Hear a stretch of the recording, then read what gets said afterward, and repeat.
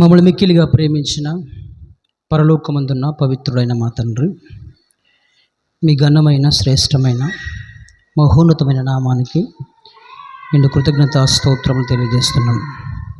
ఇదిగో నాయన, అల్పుడు అయోగ్యుడు దేనికి పనికిరాని నన్ను మీరు ప్రేమించి రక్షించి అతి పరిశుద్ధమైన మీ మాటలను ప్రకటించే అవకాశం ఇచ్చినందుకు ప్రభువైన యేసుక్రీస్తు ద్వారా మీకు కృతజ్ఞతా స్తోత్రములు తెలియజేస్తున్నాం.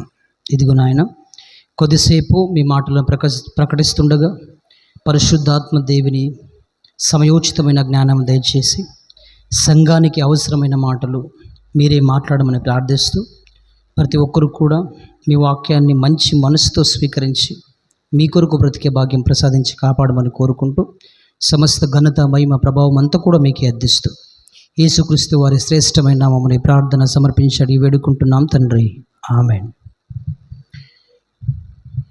ఇంత మంచి అవకాశం ఇచ్చిన ఆ దేవాది దేవునికి ప్రభువైన యేసుక్రీస్తు ద్వారా కృతజ్ఞతా స్తోత్రములు చెల్లిస్తూ, ఈ అవకాశాన్ని ఇచ్చిన అయ్యగారికి, సంఘ పెద్దలందరికీ కూడా ప్రత్యేకమైన వందనాలు తెలియజేస్తూ, కొద్దిసేపు విలువైన దేవుని మాటలను మనం జాగ్రత్తగా నేర్చుకుందాం. నేను ఈరోజు మాట్లాడుతున్న అంశం ఒనేసిము గూర్చిన ఆసక్తికరమైన విషయాలు. ఒనేసిము గూర్చిన ఆసక్తికరమైన విషయాలు. ఒనేసిము అనగానే మనకు ఒక పత్రిక మనసులోకి వస్తుంది. అది ఏ పత్రిక అంటే ఫిలోమోను పత్రిక. ఫిలోమోను పత్రికలో ఒనేసిమును గురించిన విషయాలు మనకి అక్కడ కనబడతాయి. ఈ ఫిలోమోను పత్రిక గురించి మనం ఆలోచించగలిగితే, అసలు ఈ ఒనేసిము ఎక్కడివాడు, ఈయన గురించి ఎందుకు మనం అభ్యసించాలి, ఈయనలో ఎలాంటి క్యారెక్టర్ ఉంది అని మనం ఆలోచించగలిగితే, దాని వెనుక ఉన్నటువంటి బ్యాక్గ్రౌండ్ మనకి అర్థం కావాలి.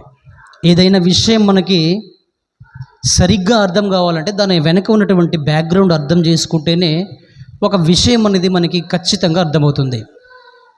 క్రీస్తునందు ప్రియమైన దేవుని వారలారా, అపోస్తలుడైన పౌలు దాదాపు 14 పత్రికలు రాస్తాడు. ఎన్ని పత్రికలు? 14 పత్రికలు రాస్తాడు. అందులో నుంచి 10 పత్రికలను ఆయన సంఘాలకి రాస్తాడు. సంఘానికి, ఫర్ ఎగ్జాంపుల్ కొరింథీ సంఘానికి రాస్తాడు. ఇలా 10 పత్రికలను ఆయన సంఘాలకు రాస్తాడు. కానీ అందులో నుంచి 4 పత్రికలు ఉన్నాయి ఆయన వ్యక్తిగత వ్యక్తులకు ఆయన రాశాడు. అవి ఏమంటారంటే ఇంగ్లీష్లో ఇండివిజువల్ లెటర్స్ అంటారు. అంటే వ్యక్తిగతంగా 4 పత్రికలు ఆయన రాశాడు. మొదటిది తిమోతి పత్రిక, మొదటి తిమోతి పత్రిక, 2వ తిమోతి పత్రిక, తీత, ఫిలోమన్. ఈ 4 పత్రికలను ఆయన వ్యక్తిగత, అంటే ఒక వ్యక్తులను ఉద్దేశించి రాయడం అన్నది మనకు జరుగుతుంది ప్రియమైన దేవుని వాళ్ళారా. అంటే వ్యక్తిని ఉద్దేశించి పత్రిక ఆయన రాశాడంటే ఆ వ్యక్తిలో ఏదో ఒక అద్భుతమైన క్యారెక్టర్ ఉంది, అది దేవుని కొరకు ఉపయోగపడే క్యారెక్టర్ ఉంది కనుక ఆయన ఐడెంటిఫై చేసి దాన్ని గుర్తించి ఆయన రాశాడు ప్రియమైన దేవుని వల్ల. అందులో విశేషం ఏంటంటే ఆ వ్యక్తుల పేర్లు ఆ పత్రికలో బైబిల్లో రావాలంటే చాలా విశేషం. బైబిల్లో ఒక పేరు వచ్చిందంటే ఎంత అద్భుతం తెలుసా మీకు ప్రియమైన దేవుని వాళ్ళారా, చాలా అద్భుతం ప్రియమైన దేవుని వాళ్ళారా. ఎందుకంటే ప్రపంచంలో ఎన్ని పుస్తకాలు ఉన్నాయో, ఎన్ని జ్ఞాన గ్రంథాలు ఉన్నాయో, వాటన్నిటికంటే అతి శ్రేష్టమైన గ్రంథం ఏదైనా ఉంది అంటే అది కేవలం బైబిల్. అది కేవలం బైబిల్. అందుకే ఈ సత్య గ్రంథమైన బైబిల్లోనో ఒక వ్యక్తిని గురించి రాయబడిందంటే ఆ వ్యక్తిలో ఏదో ఒక అద్భుతమైన లక్షణం ఉండాలి. అందుకే ఆ వ్యక్తిని ఉద్దేశించి ఆ పత్రిక రాయడం జరుగుతుంది ప్రియమైన దేవుని వాళ్ళారా. ఇంతకు పౌలు గారు అసలు ఎక్కడి నుండి ఈ పత్రిక రాస్తున్నారు అని ఆలోచించగలిగితే, పౌలు గారు 2వ సువార్త ప్రయాణాన్ని ముగించి ఆయన హౌస్ అరెస్ట్మెంట్లో ఉన్నప్పుడు, హౌస్ అరెస్ట్మెంట్ అంటే మీకు తెలియదు కానీ కరోనాలో మనకి అందరికీ తెలుసు, హౌస్ అరెస్ట్మెంట్ చేసేవాళ్ళు అంటే ఒక గృహంలో అందరిని వేసేవారు. అలా పౌలు గారు 2వ సువార్త ప్రయాణాన్ని ముగించిన తర్వాత ఆయన హౌస్ అరెస్ట్మెంట్లో ఉన్నప్పుడు, అంటే ఆయన ఖైదులో ఉన్నప్పుడు, ఆయన జైల్లో ఉన్నప్పుడు అక్కడి నుంచి ఆయన రాస్తారు ప్రియమైన దేవుని వాళ్ళారా. అంటే ఖైదీగా బందికాలలో ఉన్నా కూడా ఆయన దేవుని పని చేస్తున్నాడు అంటే దేవుడు అంటే ఎంత పిచ్చో మీకు అర్థం కావాలి ఈరోజు. అంటే ఖైదీగా ఉన్నాడు ఆయన. ఇప్పుడు జైల్లో వేసారు అనుకోండి, మన ఆలోచన ఏముంటుంది? ఎలా బయటికి రావాలి, ఏం చేయాలి, ఎవరికి డబ్బులు ఇవ్వాలి, ఎవరితో మాట్లాడాలి, ఏ లీడర్ని కలవాలి, ఏ లీడర్ని కలిస్తే నేను బయటికి రాగలను, ఇలా ఆలోచన కలిగి ఉంటారు. కానీ అపోస్తలుడైన పౌలు ఆయన ఖైదీగా జైల్లో ఉన్నప్పటికీను ఆయన పత్రికలు రాస్తూ సువార్త చెబుతూ అక్కడున్న వారికి సువార్త ఆయన ప్రకటిస్తున్నాడంటే అక్కడ కూడా దేవుని పని చేస్తున్నాడు. అంటే దేవుడు అంటే పౌలు గారికి ఎంత పిచ్చో మనకి ఇప్పుడు అర్థమవుతుంది. అంటే అంటే యేసుక్రీస్తు నిమిత్తం నేను పిచ్చోడైపోయాను అంటాడు ప్రియమైన దేవుని వాళ్ళారా. అందుకే ఆయన ఖైదీగా ఉంటూ రోమ్ పట్టణం నుంచి ఈ పత్రికను ఆయన రాస్తున్నాడు. ఎప్పుడు రాశాడని మనం ఆలోచించగలిగితే క్రీస్తు శక 60 నుంచి 63 లోప ఈ పత్రికను రాసినట్టుగా పండితులు దాన్ని వివరించారు ప్రియమైన దేవుని వాళ్ళారా. ఎప్పుడే కానీ మనము బైబిల్ చదువుతున్నప్పుడు మనకి బ్యాక్గ్రౌండ్ అనేది చాలా ఇంపార్టెంట్. ఎందుకంటే ఎంతవరకు మనకి బైబిల్ అర్థం కాదో అంతవరకు మనము నామకార్థ క్రైస్తవులుగా మిగిలిపోతాం తప్ప దేవుని కొరకు స్థిరంగా మనము బ్రతకలేం ప్రియమైన దేవుని వాళ్ళారా. ప్రార్థన మంచిగా చేస్తాం, పాటలు మంచిగా పాడతాం, అన్నీ చేస్తాం, కానీ దేవుని కొరకు నిలబడాలి, దేవుని కొరకు బ్రతకాలి. వాక్యం చెప్పిన నేను ఎలాగైనా వాక్యం చెప్పగలను, కానీ చెప్పిన మాట మీద నేను నిలబడాలి కదా, విన్న మాటల మీద మీరందరూ నిలబడాలి కదా. కాబట్టి చెప్పడం వినడం కాదు, దాని ప్రకారం నడుచుకోవడం అనేది చాలా ప్రాముఖ్యమైన దేవుని వాళ్ళారా. ఎప్పుడు మనం నడుచుకుంటామంటే దేవుడు మనకి సరిగ్గా అర్థమైనప్పుడే మనం దేవుని కొరకు సరిగ్గా నడుచుకుంటాం ప్రియమైన దేవుని వాళ్ళారా. అందుకే యేసుక్రీస్తు వారు మాట్లాడుతారు, ఒకడు సిరికిను మళ్ళా ధనానికును దాసుడు కానేరడు. ఒకటి దేవుడు కావాలా లేక డబ్బు కావాలా అంటే మనం డబ్బే కావాలంటాం. ఎందుకంటే ఈ లోకంలో మనం జీవిస్తున్నాం కాబట్టి ఈ లోకంలో డబ్బు మనకు చాలా అవసరం కదా, ఈ లోకంలో డబ్బు మనకు చాలా అవసరం కదా. ఈ లోకంలో డబ్బు చాలా అవసరం అని మనం ఎరిగిన వారమై దేవుడు కావాలా డబ్బు కావాలంటే డబ్బు కావాలంటాం. దేవుడు కనబడాడు కదా మనకి, దేవుడు కనబడాడు కాబట్టి డబ్బును ఆశిస్తాం. ప్రియమైన దేవుని వాళ్ళ జాగ్రత్తగా ఆలోచించాలి. శరీరానికి సంబంధించిన విషయాలలో ఉంటూ దేవుని ఆలోచించగలిగితే దేవుడు మనకి ఎప్పటికీ అర్థం కాడు. శరీరాన్ని దాటి రావాలి, శరీర కోరికలను దాటి రావాలి, శరీర ఇచ్చలను దాటి రావాలి, శరీరాన్ని ఓవర్కమ్ చేసుకుంటూ రావాలి. శరీరాన్ని గెలిచి వస్తే అప్పుడు దేవుడు అంటే ఏంటో, ఆయన అద్భుతాలు అంటే ఏంటో, ఆయన మాటలు ఎలా ఉంటాయో మనకు అర్థమవుతుంది. శరీర కోరికలను మనం ఉంటూ శరీర కోరికల గురించి ఆలోచిస్తూ శరీరం ఏది తినాలి, ఏది తాగాలి, ఏం చేయాలి ఇలా ఉంటూ మన జీవితాన్ని గడుపుతూ దాంట్లో దేవుని ఒక పక్కన పెట్టేసాం తప్ప దేవుడే జీవితం అని మనం ఎప్పుడు బతకలేదు. దేవుడు అవసరానికి దేవుడు అంతే, కానీ దేవుడే సర్వస్వం అని ఎవరు బ్రతుకుతారో వారు మాత్రమే దేవుని కొరకు బ్రతుకుతారు. నీకు అర్థమవుతుందా? నా భర్తే నాకు సర్వస్వం అని ఏ స్త్రీ అనుకుంటుందో ఆమె పరాయి పురుషుని వైపు కన్నెత్తి కూడా చూడదు. నీకు అర్థమవుతుందా? ఏ పురుషుడైతే నా భార్యనే నాకు పర్ఫెక్ట్ అని ఎప్పుడు దాకా అనుకుంటాడో వేరే స్త్రీ వైపు కన్నెత్తి చూడడు. అలాగనే ప్రియమైన దేవుని వాళ్ళారా, దేవిని మనం సరిగ్గా అర్థం చేసుకోవాలి. దేవిని కనుక సరిగ్గా అర్థం చేసుకోలేకుంటే నామకార్థ క్రైస్తవులుగా ఉండిపోతాం ప్రియమైన దేవుని వాళ్ళారా. అసలు ఈ ఓనేసిము గురించి ఎందుకు ఇక్కడ రాయబడిందని మనం ఆలోచించగలిగితే ప్రియమైన దేవుని వాళ్ళారా, క్రీస్తు శక 60 నుంచి 63 ఆ ఒక సంవత్సరాలలో ఈ పత్రిక పౌలు గారు ఫిలోమోనికి రాస్తున్నాడు. ఎవరికి రాస్తున్నాడు? ఫిలోమోనికి రాస్తున్నాడు. అసలు ఫిలోమోన్ అంటే ఎవరు మనకు అర్థం కావాలి. అసలు ఫిలోమోన్ ఎవరని మనం ఆలోచించగలిగితే ఫిలోమోన్ ఒక వ్యక్తి, ఆయన కొలొస్సే అనే పట్టణంలో ఉండేవాడు. ఏ పట్టణం అది? కొలొస్సే పట్టణం. అది ఎక్కడుందంటే గ్రీస్ దేశంలో ఉంది. ఎక్కడుంది? గ్రీస్ దేశంలో. గ్రీస్ దేశంలో కొలొస్సే అనే ఒక పట్టణంలో ఒక ఫిలోమోను అనే ఒక వ్యక్తి ఉన్నాడు. ఆయన ధనవంతుడు. ఆయన ఎవరు? ఆయన ధనవంతుడు. ఆయన ధనవంతుడు కానీ ఆయనకి సువార్త తెలియదు. ఆయన ధనవంతుడు కానీ ఆయనకి సువార్త తెలియదు. ఒకసారి దాదాపు 2 సంవత్సరాల పాటు రోమ్ పట్టణంలో పౌలు గారు తురన్న అనే ఒక పాఠశాలలో దాదాపు 2 సంవత్సరాల పాటు ఆయన అక్కడ బోధిస్తూ ఉంటాడు ప్రియమైన దేవుని వాళ్ళారా. అక్కడ బోధిస్తూ ఉన్నప్పుడు అంటే పౌలు గారు చెప్పినటువంటి సువార్తను విని మనస్సు మార్చుకొని రక్షణలోనికి వచ్చిన అనేకులలో ఫిలేమోను కూడా ఒకరు. మీకు అర్థమైంది? ఇప్పుడు పౌలు గారి సువార్త విని మనస్సు మార్చుకొని రక్షణలో అనేకులు వచ్చారు రోమపట్టణంలో. వారిలో ఫిలోమోను గారు కూడా ఒక్కరే ఉన్నారు ప్రియమైన దేవుని వాళ్ళారా. ఈ ఫిలోమోను ఎలాంటి వాడు ఒక్కసారి మనం ఆలోచించగలిగితే, ఫిలోమోను పత్రిక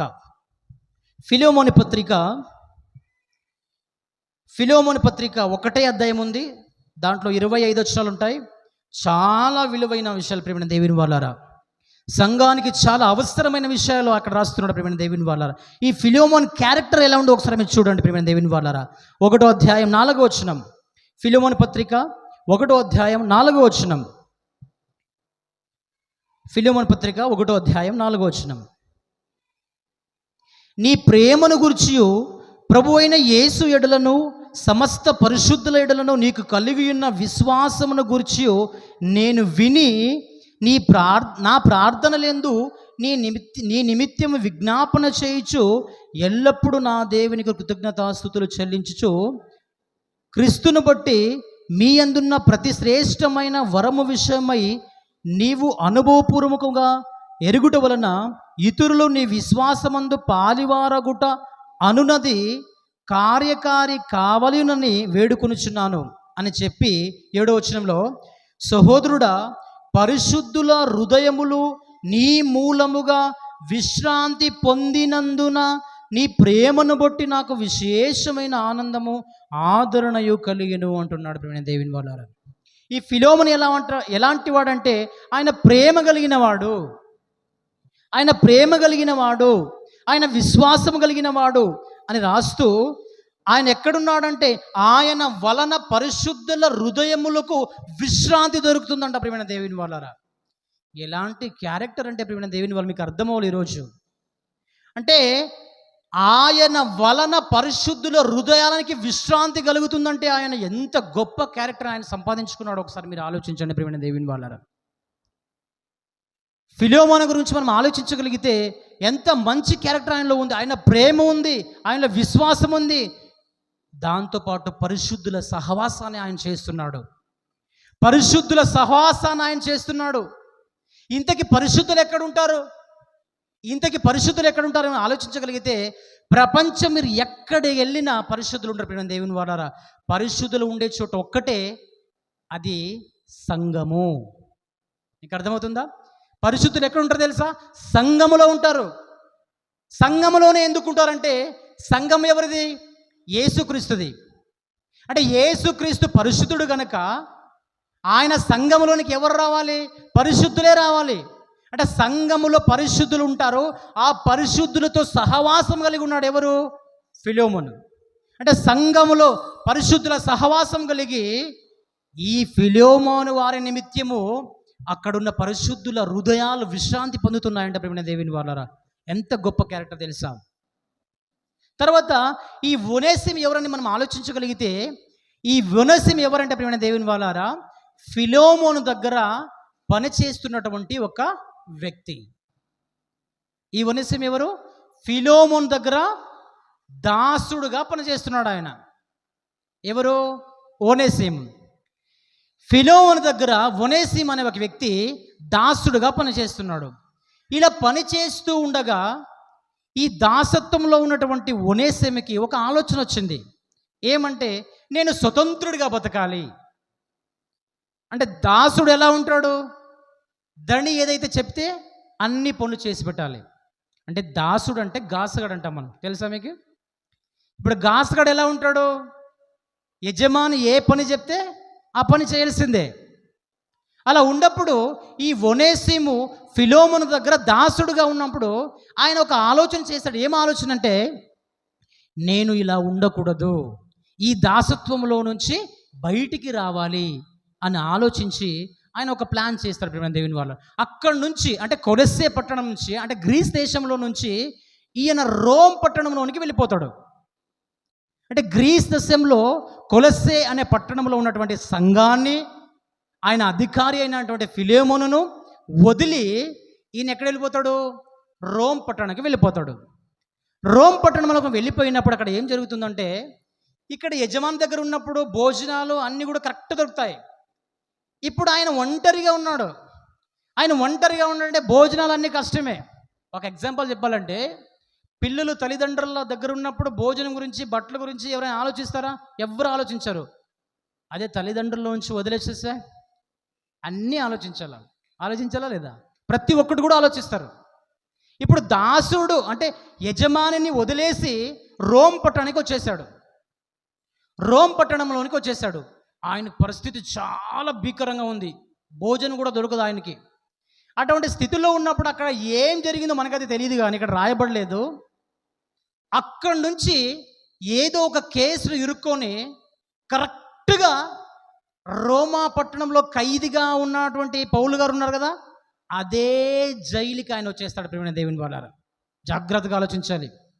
ఇక్కడ ఒక ఇంటర్లింక్ ఉంది. ఇక్కడ ఎక్కడైతే పౌలు గారు ఖైదీగా ఉన్నారో, ఎక్కడైతే ఏ జైల్లో అయితే పౌలు గారు నివసిస్తున్నారో, అదే జైలుకి ఇప్పుడు ఎవరు వస్తున్నారు? ఒనేసిము వస్తున్నాడు.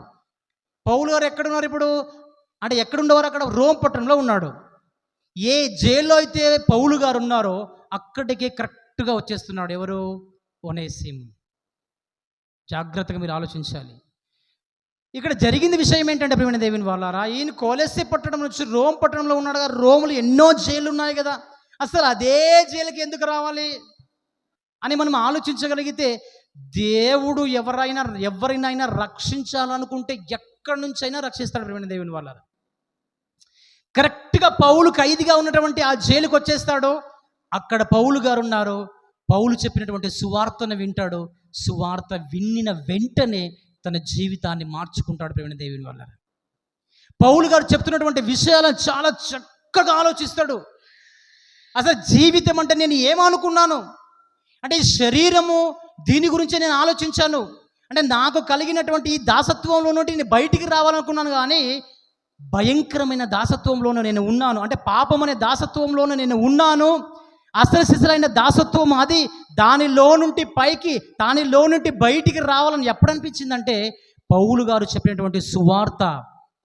అంటే ప్రతి ఒక్కరు కూడా ఏమనుకుంటున్నారు దేవుని వాళ్ళారా, ఏదో ఒక విషయంలో నేను బందీగా ఉన్నాను అనుకుంటారు, కానీ పాపానికి ప్రతి ఒక్కరు కూడా బందీగా ఉన్నారు.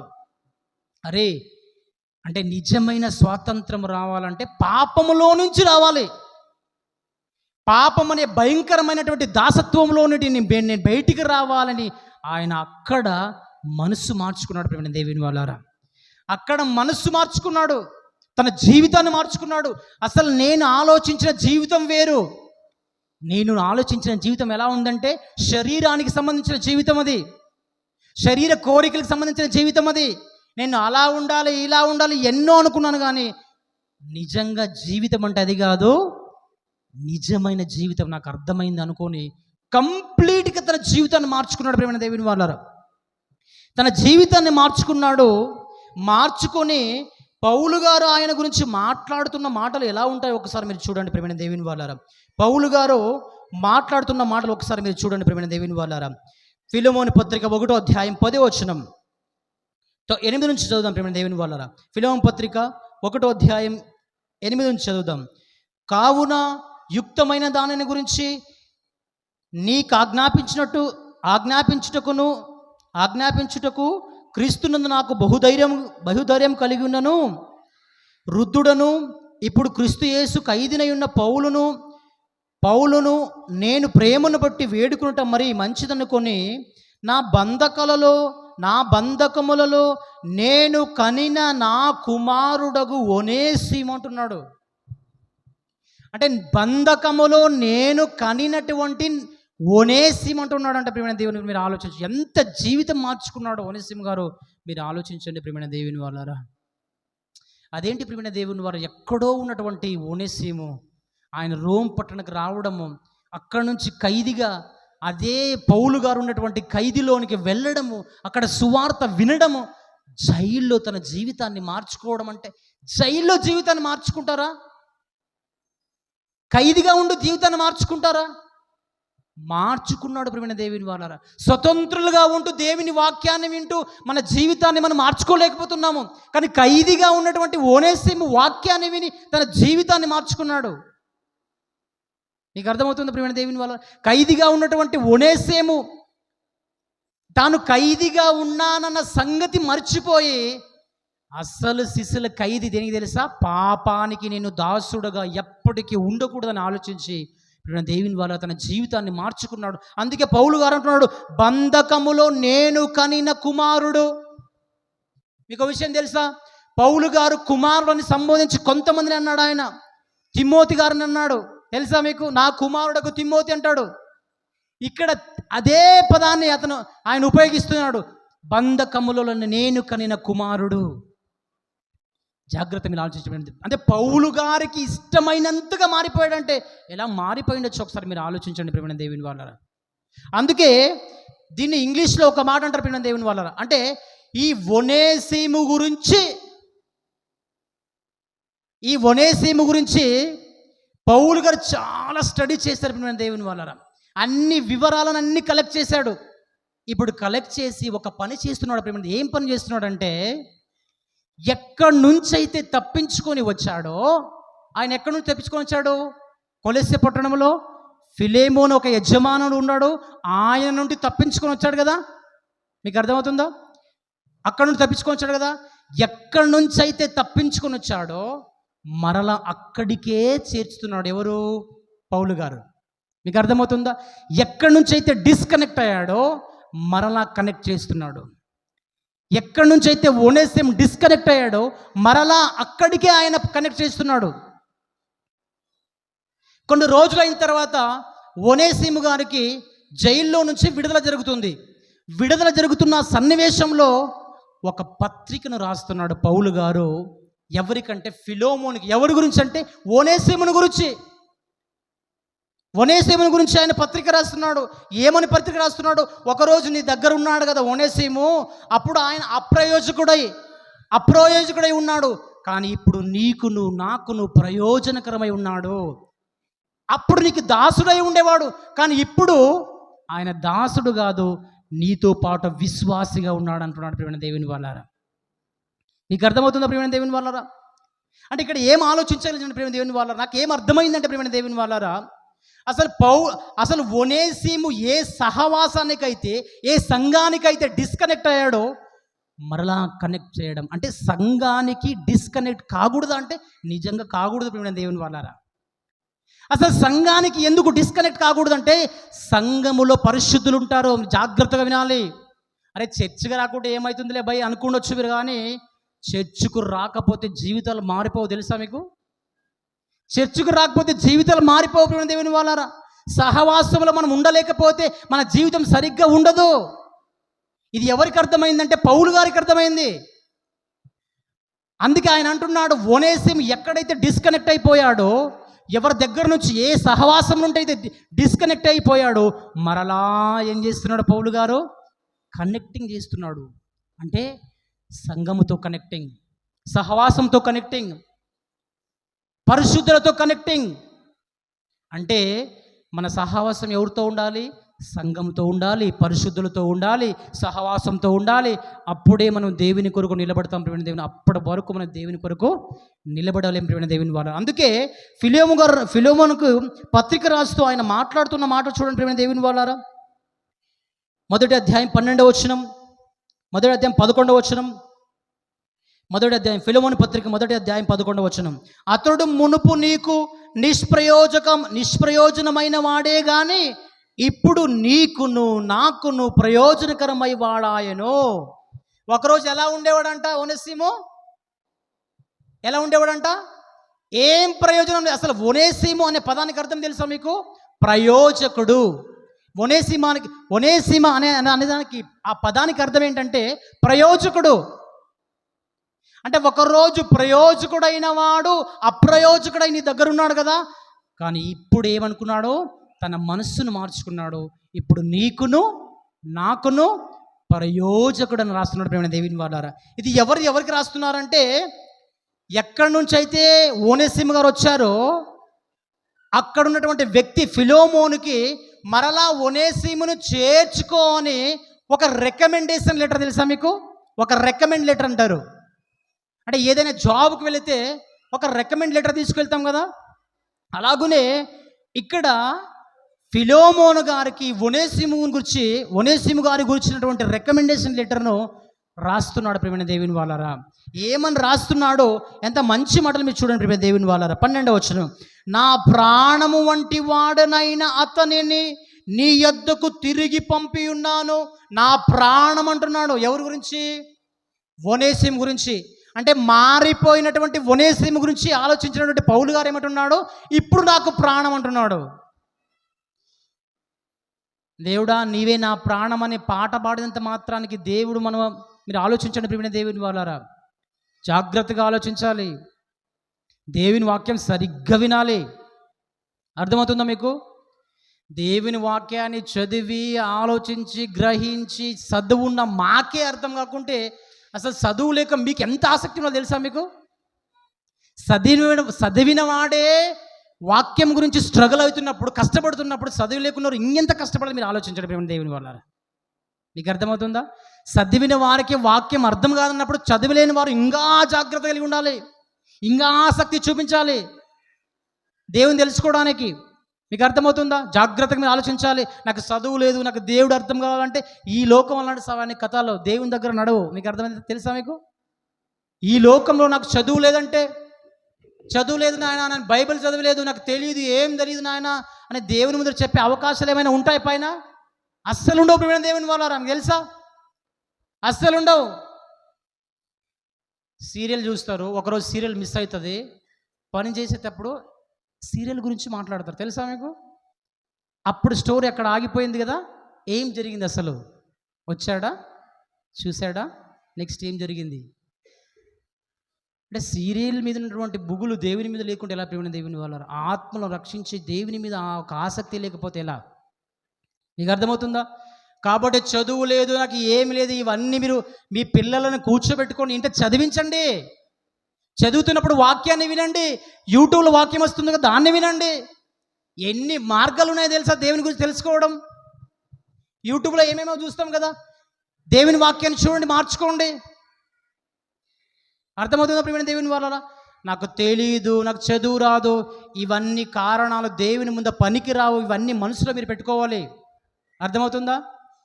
కాబట్టి వాక్యాన్ని సరిగ్గా నేర్చుకోవాలి. అందుకే పౌలు గారు అంటున్నాడు, ఆయన నా ప్రాణమై ఉన్నాడు అంటున్నాడు. ప్రాణం అంటున్నాడు. ప్రియమైన దేవుని వారు ఎంతలా మారిపోయాడు ప్రియమైన దేవుని వాళ్ళారా. అంటే ప్రయోజకుడైపోయాడు. అంటే ఖైదీగా ఉన్నటువంటి పౌలుకు సహకారిగా ఉన్నాడు ఒనేసిము. అసలు దేవుని సేవకులు ఎవరైనా వస్తే మీరు సహకారం ఉంటారా? ఇక ఒనేసిము దగ్గర ఒక క్యారెక్టర్ ఉంది. ఏ క్యారెక్టర్ ఉందంటే దేవుని సేవకులకు సహకారిగా ఆయన ఉంటాడు. ఎవరు? ఒనేసిము గారు. అటువంటి క్యారెక్టర్ మనం కూడా ధరించుకోవాలి. వస్తాడులే వాక్యం చెప్పి వెళ్ళిపోతాడులే అని మీరు అనుకుంటే చాలా ప్రమాదం పడిన దేవుని వాళ్ళారా. ఇంకా కొన్ని మాటలు మనం చదివి నేను ముగిస్తాను ప్రియమైన దేవుని వాళ్ళారా. ఇంకొక మాట 13వ వచనంలో, నేను సువార్త కొరకు బంధకములో ఉండగా నీకు ప్రతిగా అతడు నాకు పరిచారం చేయ నిమిత్తము నా యొద్ద అతనిని ఉంచుకునవలనని ఉంటుని కానీ నీ ఉపకారము బలవంతం చేతనైనట్టు కాక స్వేచ్ఛాపూర్వకమైనదిగా ఉండవలనని నీ సమ్మతి లేక ఏమీ చేయుటకు నాకు ఇష్టం లేదని మాట్లాడుతూ ఆయన ఇంకొక రిక్వెస్ట్ చేస్తున్నాడు. ఏమని రిక్వెస్ట్ చేస్తున్నాడు అంటే ప్రేమ దేవుని వాళ్ళారా, ఏదైనా అప్పు కానీ ఉంటే ఆ అప్పును నేను తీర్చేస్తా అంటాడు ప్రేమ దేవుని వాళ్ళారా. ఒనేసిములు ఏమైనా డబ్బులు ఇవ్వాలా నీకు? ఒనేసిములు ఏమైనా అప్పు చేశాడా నీ దగ్గర? ఆ అప్పును నేను కడతా అంటున్నాడు. ఆ మాట చూడండి 17వ వచనంలో, కాబట్టి నీవు నన్ను నీతో పోలిన వానిగా ఎంచిన ఎడల నన్ను చేర్చుకున్నట్టు అతనిని చేర్చుకున్నాము. అతడు నీకు ఏ నష్టమైనను కలగజేసిన ఎడలను నీకు ఏమైనా రుణమున్న ఎడలను అది నా లెక్కలో చేర్చుము. ఏదైనా అప్పు ఉంటే నేను కట్టేస్తా, కానీ నీవేం చేయాలి? ఈరోజు ఒనేసిమును చేర్చుకోవాలంటున్నాడు. ఒనేసిమును చేర్చుకోవాలంటున్నాడు. ఏదైనా అప్పు ఉంటే నేను కట్టేస్తా అంటున్నాడు. జాగ్రత్తగా మీరు ఆలోచించాలి ప్రియమైన దేవుని వాళ్ళారా. జాగ్రత్తగా మీరు ఈ పత్రికను చదువుతున్నప్పుడు నిజంగా ప్రియమైన దేవుని వల్ల ఎంత ప్రేమ ఉంది తెలుసా? అంటే ఒక వ్యక్తిని చేర్చుకునే విషయంలో, కలిసి ఉండే విషయంలో ఉన్నటువంటి ఆ ఒక శక్తి ఎలా ఉందో మనకు అర్థం కావాలి ప్రియమైన దేవుని వాళ్ళారా. ఏదో ఒక చిన్న చిన్న మాట్లాడి మనం మాటలు విడిచి వెళ్ళిపోతాం ప్రియమైన దేవుని వాళ్ళ. తప్పు, పెద్ద తప్పు తెలుసా మీకు? చిన్న చిన్న విషయాలకి మనం గొంతులలో పడి ప్రియమైన దేవుని వాళ్ళారా మాటలు వదిలేస్తాం. తప్పు. ఈ సహోదర స్నేహాన్ని మీరు ఎప్పటికీ వదులుకోవద్దండి ప్రియమైన దేవుని వాళ్ళారా. తెలుసా, దేవుడు ఏర్పరిచినటువంటి ఒక పవిత్రమైన బంధం ఈ కుటుంబం ప్రియమైన దేవుని వాళ్ళారా. దేవుడు ఈ కుటుంబాన్ని దేనికి పోల్చాడు తెలుసా? సంఘానికి పోల్చాడు. సంఘం ఎలాంటిది తెలుసా? పరిశుద్ధమైన సంఘానికి కుటుంబాన్ని దేవుడు పోలుస్తున్నాడంటే మీకు అర్థం కావాలి ప్రియమైన దేవుని వాళ్ళారా. సంఘానికి కుటుంబాన్ని పోలుస్తున్నాడంటే సంఘములో ఏ సహవాసం అయితే ఉందో, సంఘములో ఎలాంటి క్రియలు ఉన్నాయో, సంఘములో ఎలాంటి బంధం ఉందో, అలాంటి బంధం, అలాంటి సహవాసం, అలాంటి అన్యోన్యత ఎక్కడుంది? మరలా కుటుంబంలోనే ఉంది. అందుకే సంఘానికి కుటుంబానికి ఇంటర్లింక్ పెడుతున్నాడు ప్రియమైన దేవుని వాళ్ళారా. అంటే సంఘములో కుటుంబాన్ని చేర్చుతున్నాడు, అంటే సంఘానికి సమానంగా కుటుంబాన్ని చేరుస్తున్నాడు. అంటే ప్రియమైన దేవుని వాళ్ళారా, ఏ సంబంధాలను మనం వదులుకోకూడదు తెలుసా మీకు? ఏ సంబంధాన్ని మనం వదులుకోకూడదు. మీరు అర్థం చేసుకోండి ప్రియమైన దేవుని వాళ్ళారా. ఎప్పుడైనా మీరు ఏ విషయంలో అయితే గొడవ పడితే వెంటనే సారీ చెప్పేసండి. ఎందుకంటే అందరూ కలిసి ఉంటేనే దేవుడు మన ప్రార్థన వింటాడు ప్రియమైన దేవుని వాళ్ళారా. మనం మంచిగా వచ్చి ప్రార్థన చేసి వేరే వాళ్ళతో గొడవ పడి మాటలు విడిచిపెడితే దేవుడు ప్రార్థన వింటాడా? దేవుడు ప్రార్థన వింటాడా? వ్యభిచారం చేసి వచ్చి చర్చిలో వచ్చి తండ్రి అని ప్రార్థిస్తే దేవుడు ప్రార్థన వింటాడా? దొంగతనం చేసి ప్రార్థన చేస్తే దేవుడు వింటాడా? అంటే దేవుడు మనకంటే బుద్ధిహీనుడా? అంటే దేవునికి తెలివి లేదంటారా మీరు? జాగ్రత్తగా ఆలోచించాలి. దేవుడు అంటే ఈ శరీరంలో ఉండి ఆలోచిస్తే దేవుడు అంటే భయం కలగదు. శరీరాన్ని దాటి వెళ్ళి ఆలోచించగలిగితే దేవుడు అంటే వణుకు. తెలుసా మీకు? జాగ్రత్తగా ఆలోచించాలి ప్రియమైన దేవుని వాళ్ళారా. సంఘానికి వస్తున్నాం మనమంతా కూడా. సంఘముతో ఎప్పుడు కూడా డిస్కనెక్ట్ కాకూడదు, కనెక్ట్ కావాలనే ఒనేసిమును గురించి పౌలు గారు ఫిలోమోనుకి లెటర్ రాస్తున్నాడు. ఎక్కడి నుంచి అయితే వచ్చాడో అక్కడికే మరలా వెళ్ళంటున్నాడు. అంటే ఏ సహవాసంలో నుంచి నీవు దూరం అయిపోయావో మరలా అదే సహవాసంలోనికి వెళ్ళు అంటున్నాడు. అంటే సహవాసంలో ఏముంది నాయన అంటే, సహవాసంలో పరిశుద్ధులు ఉంటారు. పరిశుద్ధులతో సహవాసం చేసినప్పుడే మనం దేవుని కొరకు నిరంతరంగా బ్రతకగలము, దేవుని కొరకు స్థిరంగా ఉండగలము. పరిశుద్ధుల సహవాసం లేకపోతే, దుష్టులు సహవాసం చేస్తే మనం దుష్టులైపోతాం, దొంగల సహవాసం చేస్తే దొంగలైపోతాం, వ్యభిచారుల సహవాసం చేస్తే వ్యభిచారులు అయిపోతాం ప్రియమైన దేవుని వాళ్ళారా. మనకు అన్నీ తెలుసు, అయినా కూడా అదే సహవాసంలో ఉంటాం ప్రియమైన దేవుని వాళ్ళ. జాగ్రత్తగా మీరు ఆలోచించండి, జాగ్రత్తగా ఆలోచించండి ప్రియమైన దేవుని. ఏ క్షణం ఆరిపోతుందో తెలిసి, ఏ క్షణం ఆరిపోతుందో ఈ దీపం మనకు తెలియదు. తెలుసా మీకు? రాత్రి మంచిగా నిద్ర చేస్తూ పొద్దుగాలే మనం లేస్తామని ఎవరికైనా నమ్మకం ఉందో చేతులెత్తండి. నేను ఈరోజు మంచిగా పడుకొని పొద్దున్న నేను లేస్తాననే వాళ్ళు ఎవ్వరూ లేరు ప్రియమైన దేవుని. తెలుసా మీకు? ఆ దేవుడు బ్రతికిస్తేనే మనం బ్రతుకుతాం ప్రియమైన దేవుని వాళ్ళారా. అందుకే ప్రతి క్షణము కూడా చాలా విలువైంది. ఇంకా ఎవరైతే రక్షణలోనికి రాలేదో ఈరోజే మీ మనసులు మార్చుకోండి. ఇక సమయము లేదు, మార్చుకోండి. జైల్లో ఉంటూ మార్చుకున్నాడు ఎవరు? ఒనేసిము. జైల్లో ఉండి తన జీవితాన్ని మార్చుకున్నాడు. అక్కడ మార్చుకొని వచ్చి సంఘముతో సహవాసం కలిగి, సహోదరులతో సహవాసం కలిగి సేవ చేస్తూ తన జీవితాన్ని దేవుని కొరకు అంకితం చేశాడు ప్రియమైన దేవుని వాళ్ళారా. ఎవరైతే నిజంగా దేవుని తెలుసుకుంటారో తమ జీవితాన్ని దేవునికి అంకితం చేస్తారు, సంఘ సహవాసం కలిగి ఉంటారు ప్రియమైన దేవుని వాళ్ళారా. ఒక్కడిగా మనం ఏం చేయలేం తెలుసా మీకు? ఒక్కడిగా ఏం చేస్తాం మనము? ఒక్కడిగా ఏమైనా చేస్తామా? నీ ఒక్కడిగా ఏం చెయ్యలేవనే దేవుడు ఏం చేస్తున్నాడు? భార్యని భర్తను జతపరుస్తున్నాడు. అవునా లేదా? ఎస్ ప్రియమైన దేవుని వాళ్ళారా. అలాంటి పరిశుద్ధ కుటుంబాన్ని సంఘానికి పోల్చి సంఘంలో ఉన్నటువంటి పవిత్రమైన ఆ సహవాసాన్ని ఎప్పటికీ వదులుకోవద్దని దేవుడు ఈ ఫిలోమోను పత్రిక ద్వారా ఈరోజు మన సంఘాన్ని హెచ్చరిస్తున్నాడు ప్రియమైన దేవుని వాళ్ళ. మీకు తెలుసా? ఈరోజు సంఘాన్ని వదులుకోవద్దు, సహవాసాన్ని వదులుకోవద్దని ఈ పత్రికలో నుంచి దేవుడు మనకు నేరుగా మన హృదయానికి తాకినట్టుగా దేవుడు ఈ పత్రికను గురించి మనకు హెచ్చరిస్తున్నాడు ప్రియమైన దేవుని వాళ్ళ. జాగ్రత్తగా ఆలోచించారు అందరూ కూడా. జాగ్రత్తగా ఆలోచించాలి. తర్వాత అక్కడి నుంచి ఆ పత్రికను తీసుకొని వచ్చి ఫిలోమోనికి ఇస్తున్నాడు. ఎవరు? ఒనేసిము గారు. వెంటనే ఒనేసిము గారు ఫిలోమోను వెంటనే ఒనేసిము గారిని చేర్చుకున్నారంట. ఏం చేశారంట? చేర్చుకుని, అరే ఒకరోజు నువ్వు నా దగ్గర పని చేసేవాడు, నువ్వు నాకు ఎంతో అన్యాయం చేసేవరా, నీవు దూరం వెళ్ళిపోని అన్నాడా ప్రియమైన దేవుని వారు? అనలేదు. అన్నాడా? అనలేదు. ఎందుకు అనలేదు? ఆయన ఎవరు సహవాసం చేశాడు? పరిశుద్ధుల సహవాసం చేశాడు. పరిశుద్ధులతో సహవాసం చేశాడు కనుక ఆయన వెంటనే ఒనేసిమును చేర్చుకున్నాడు. ఈరోజు నీ సహోదరు తప్పు చేస్తే నీవు చేర్చుకోగలుగుతున్నావా? మన సహోదరుడు తప్పు చేస్తే మనం చేర్చుకోగలుగుతున్నామా? ఒకసారి మీరు ఆలోచించండి. ఒక మాట అంటేనే మనం భరించలేము ప్రియమైన దేవుని వారారా. ఒక మాట అంటేనే భరించలేని నాకు దేవుడు పరలోకాన్ని ఎలా ఇస్తాడు ప్రియమైన దేవుని వాళ్ళని? మీకు ఆలోచించండి ప్రియమైన దేవుని వాళ్ళారా. దేవుడు పరలోకాన్ని ఇవ్వడు. అందుకే వెంటనే చేర్చుకున్నాడు. అలా వారి సహవాసం ప్రారంభమైంది. వారి జీవితంలో వారి అంతం వరకు దేవుని కొరకు స్థిరంగా బ్రతికారు. ఎందుకంటే వారి సహవాసం బలంగా ఉంది. పరిశుద్ధులతో సహవాసం చేయండి. వ్యర్థమైన మాటలు మానేయాలి. వ్యర్థమైన డిస్కషన్లు మానేయాలి ప్రియమైన దేవుని వాళ్ళారా. ఇక సమయం లేదు. వెంటనే జీవితాలని మార్చుకోవాలి. అక్కడి నుంచి సేవను ప్రారంభించారు. ప్రతిరోజు దేవునిలో ఉంటూ సహవాసానికి దగ్గరగా ఉంటూ పవిత్రులకు దగ్గరగా ఉంటూ తమ జీవితాలను ఎలా గడిపారో ప్రియమైన దేవుని, అద్భుతం ప్రియమైన దేవుని వాళ్ళారా, అద్భుతం. దేవుడు అంటే ఎప్పుడు అద్భుతం మనకు అర్థమవుతుందో తెలుసా? మన జీవితాన్ని దేవునికి సంపూర్ణంగా అంకితం చేసినప్పుడు, సమర్పించినప్పుడు దేవుడు మనకు అద్భుతంగా కనిపిస్తాడు ప్రియమైన దేవుని వాళ్ళారా. అక్కడ ఫిలోమోను గారికి ఒక రికమెండేషన్ లెటర్ రాస్తున్నట్టుగా ఈరోజు ప్రభు అయిన యేసుక్రీస్తు వారు ప్రపంచ మానవాళి గురించి ఒక రికమెండేషన్ లెటర్ రాస్తున్నాడు తండ్రి అయిన దేవునికి. తండ్రి, వారు ఏమి చేస్తున్నారో వారు ఎరుగరు గనక వారిని క్షమించంటున్నాడు.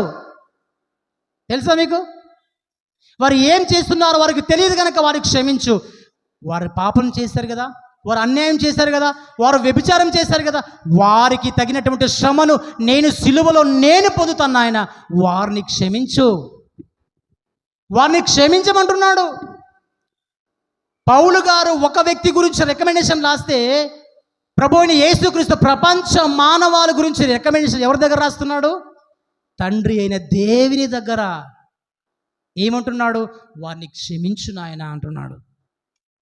వారిని క్షమించు. ప్రియమైన దేవుని వాళ్ళారా, పౌలు రాసినటువంటి పత్రికనికి అర్థం కాకపోతే యేసుక్రీస్తు త్యాగమైన అర్థం కావాలి కదా ప్రియమైన దేవుని వాళ్ళారా. యేసుక్రీస్తు త్యాగమైన అర్థం కాకపోతే ఎలా ప్రియమైన దేవుని వాళ్ళారా? మీరు ఆలోచించండి. అదే విషయాన్ని మనసులో పెట్టుకున్నటువంటి స్టెఫెను గారు తమ జీవితంలో ఏం చేశారో తెలుసా? ఆయన చంపడానికి రాళ్ళు విసురుతున్నారు. ఒక్క రాయి దెబ్బ పడితే ఎలా ఉంటుందో తెలుసా మనకు? ఒక్క రాయి దెబ్బ పడితే ఎలా ఉంటుంది?